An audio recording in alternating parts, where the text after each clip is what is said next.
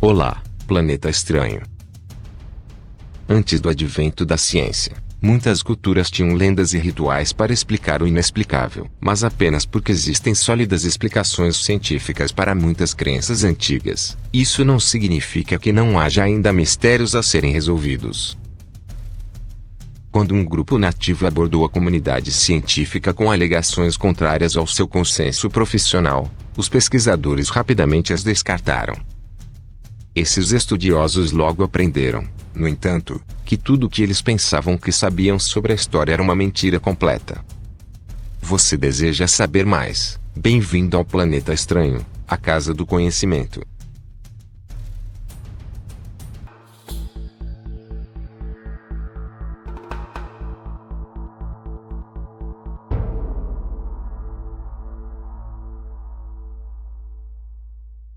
Primeira nação nativa da floresta tropical Urso Grande, na Colômbia Britânica, o povo Iutsuk reivindicou a remota ilha de Trique por quase 5.000 anos. Mas os arqueólogos rejeitaram sua reivindicação de propriedade por uma razão flagrante. A geleira continental que se formou sobre o Canadá durante a última era glacial também teria coberto a ilha Trique, tornando-a inabitável. Mas, mesmo com os fatos contra o Iutsuk, um pequeno grupo de pesquisadores se encarregou de descobrir a verdade de uma vez por todas. Os arqueólogos iniciaram uma extensa escavação na ilha, na esperança de descobrir vestígios de uma civilização passada. O que encontraram lá não apenas chocou toda a comunidade arqueológica, mas também mudou a história para sempre.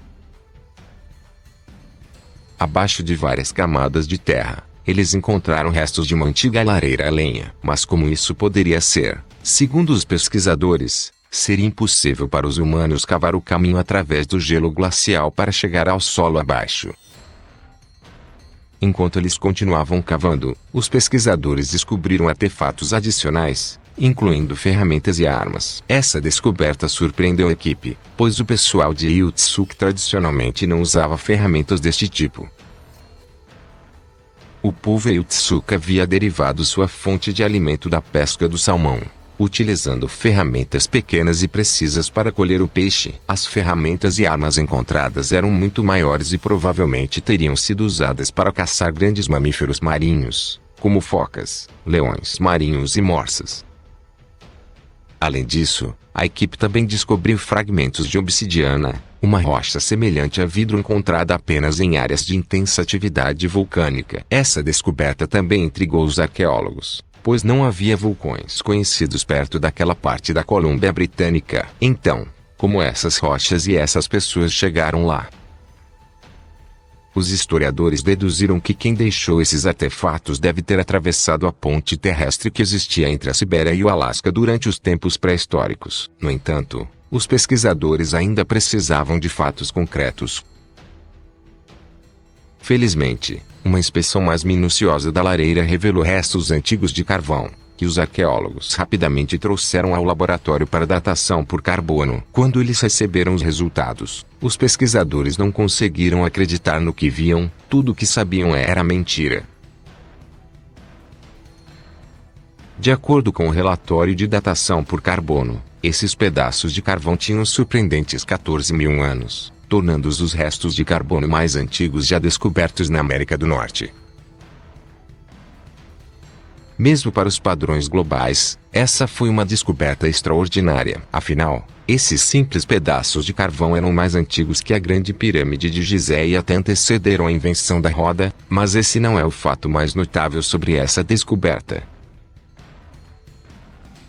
A descoberta de 14.000 anos colocou o Iutsuk mais antigo na ilha Trique, 2.000 anos antes do final da Era do Gelo. Portanto, a ilha não poderia ter sido coberta pela enorme geleira continental. E isso não é tudo.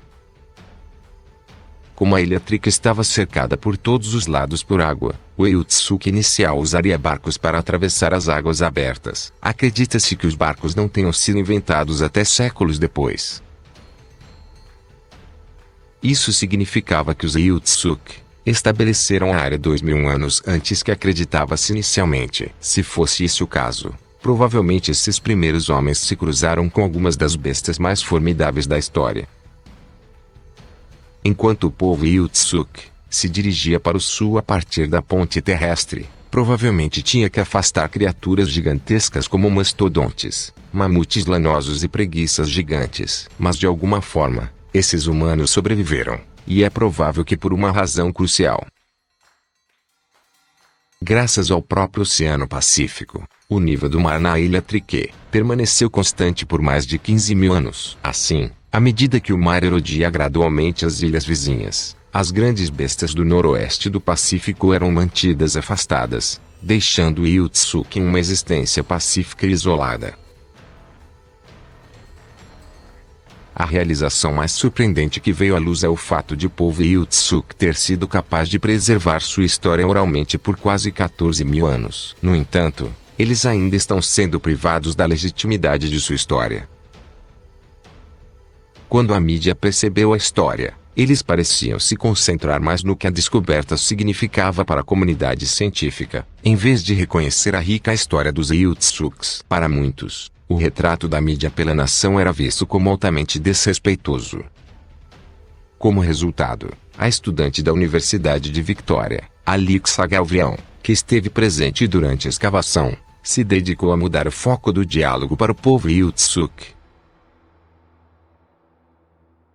A reivindicação dos Iltsuk à ilha Triquet é uma das mais antigas sobre propriedade de terras no mundo. Não costumamos associar o Canadá às origens do início da vida, mas mais e mais evidências continuam borbulhando na superfície.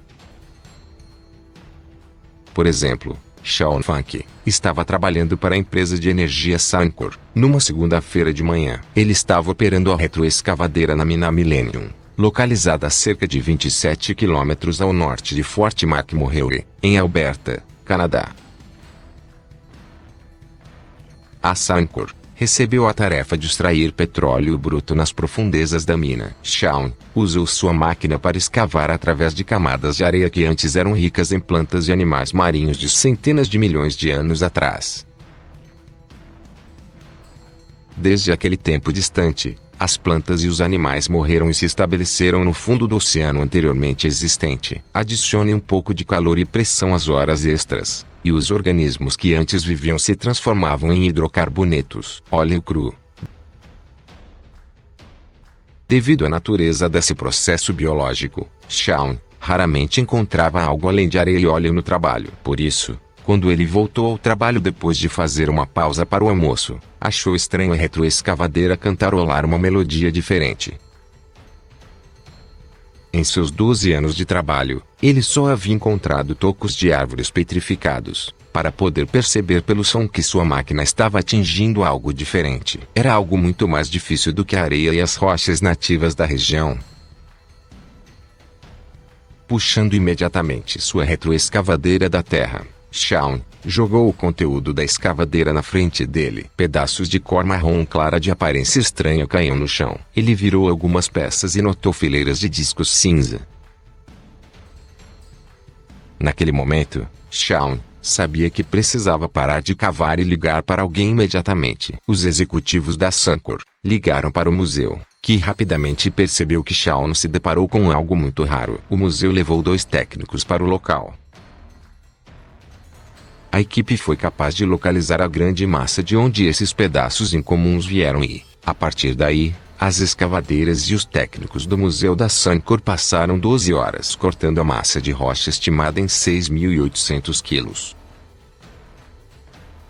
Eles finalmente conseguiram libertar o acúmulo de rochas e levantá-lo da terra. Quando abaixaram até o nível do solo, a massa de quase 7 toneladas caiu no chão e se quebrou, revelando o paraíso de um paleontólogo. Eles encontraram os restos de um organismo pré-histórico. Os técnicos do museu inspecionaram os restos destruídos da criatura misteriosa e os juntaram novamente como um quebra-cabeça. Quando eles terminaram uma remontagem grosseira da criatura, ela se parecia muito com um dinossauro realista, com 1,5 metro de altura. Mas o mais notável dessa descoberta foi que eles não estavam olhando para um fóssil de ossos. De fato, não havia ossos visíveis. Eles estavam vendo escudos e placas ósseas. O dinossauro estava totalmente petrificado. Milhares de perguntas inundaram a mente dos técnicos do museu. Como esse dinossauro foi fossilizado tão bem que foi basicamente mumificado? Eles estavam morrendo de vontade de descobrir a história dessa rara descoberta. As peças do dinossauro petrificado foram levadas de volta ao Museu de Paleontologia para testes e pesquisas, onde foi descoberto que a criatura viveu cerca de 110 milhões de anos atrás. O dinossauro era claramente um comedor de plantas blindado, semelhante aos encontrados no oeste do Canadá. Os cientistas colocaram a criatura no gênero Ankylosaurus. Acredita-se que ele tenha morrido no oeste do Canadá e tenha sido transportado por uma inundação maciça, onde acabou no fundo de um oceano pré-histórico.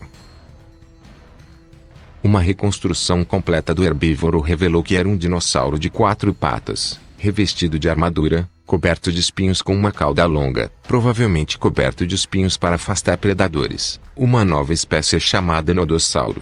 Em seu estado petrificado, o nodossauro pesa cerca de 1.000 quilos quando vivo, e acredita-se que este pese cerca de 1.300 quilos.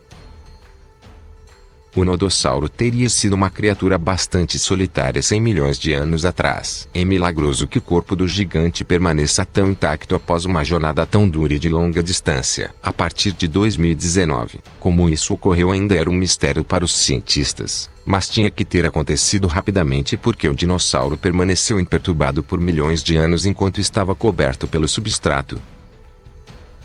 Devido à sua condição primitiva, os cientistas foram capazes de usar escaneamentos modernos para vislumbrar o exoesqueleto duro do dinossauro. Eles viram a estrutura óssea e até alguns trabalhos internos do estômago da fera. Foi assim que essa descoberta foi bem preservada. Pesquisadores do museu e de todo o mundo trabalharam por 6 anos e por mais de 7.000 horas para testar, preservar e preparar os restos dessa descoberta preciosa. O nodossauro está em exibição no Museu Real Tyrrell para aqueles que desejam dar uma olhada na coisa mais próxima de um dinossauro real. No início de 2019, os cientistas ainda estavam estudando o nodossauro e suas varreduras para continuar aprendendo sobre os dinossauros em geral, como nada disso havia sido encontrado antes.